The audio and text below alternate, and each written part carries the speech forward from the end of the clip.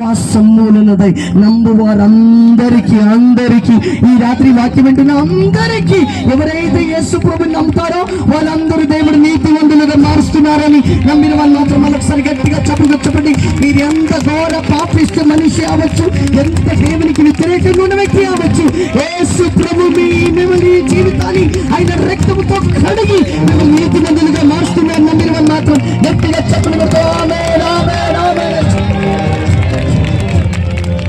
హల్లెలూయా. 1వ అధ్యాయం అన్యులు నా నీతి, 2వ అధ్యాయం యూదులు నా నీతి, 3వ అధ్యాయం అందరూ అనీతి అని. అదే 3వ అధ్యాయంలో అనీతి మందులని దేవుడు ఎలా చేస్తున్నారంట? నీతి మందులుగా చేస్తున్నారు. ఎలా నీతి మందులుగా చేస్తున్నారు? యేసు ప్రభు నామమందు విశ్వాసం ఎవరు ఉంచుతారో వారందరూ దేవుని నీతి మందులుగా మార్చబడుతున్నారు. ఎలా నీతి మందులుగా మార్చబడుతున్నారమ్మా?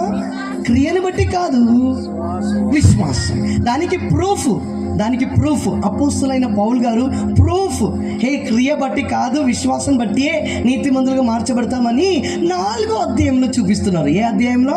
రోమపత్రిక 4వ అధ్యాయం. 4వ అధ్యాయానికి మీరు వెళ్తే 4వ అధ్యాయంలో 2 సాక్షిని చూపిస్తున్నారు. అది ఎవరు తెలుసా?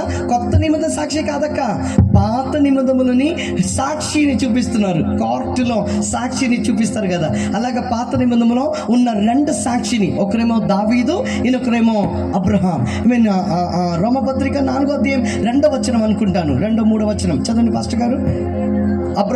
అబ్రహాము క్రియల మూలముగా నీతిమంతుడని తీర్చబడిన ఎడల అతనికి అతిశయ కారణము కలుగును గాని అది దేవుని ఎదుట కలగదు.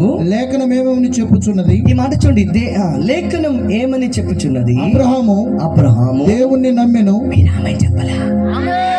అబ్రహాము దేవుని నమ్మెను. అబ్రహాం క్రియ చేశాడా? లేదు. బైబిల్ రాయబడిన అబ్రహాం దేవుని నమ్మెను, అది అతనికి నీతిగా ఎంచబడెను. అబ్రహామునే దేవుడు నీతిమంతులుగా మార్చినట్లయితే ఇక్కడ కూర్చున్న మీతో దేవుడు మాట్లాడుతున్నారు. యేసు ప్రభు నామముందు ఎవరైతే విశ్వాసం ఉంచుతారో వారు నీతిమంతులుగా మార్చబడుతున్నారు. అందుకు మనొకసారి గట్టిగా చెప్పండి. హల్లెలూయా. పక్క వారికి చేయి చెప్పండి, నేను దేవుని నీతిమంతుడు అని చెప్పండి. ధైర్యం ఉన్నవాళ్ళు, విశ్వాసం ఉన్నవాళ్ళు పక్కన చేయించి, అమ్మ కోవిడ్ లేదు, కరోనా లేదు, మీరు భయపడకలేదు, భయం ఉంటే మీకు శానిటైజర్ ఇస్తాము, పక్కన చేయించి చెప్పండి, నేను గట్టిగా చేయమండి అక్క, నేను దేవుని నీతిమంతులు. అంటే మీరు ఎవరు చెప్పట్లేదన్నా అంటే తెలుగు అర్థం అవట్లేదా? పక్క వాళ్ళకి చేయించి చెప్పండి, నేను చేయండి, నేను దేవుని నీతిమంతులు.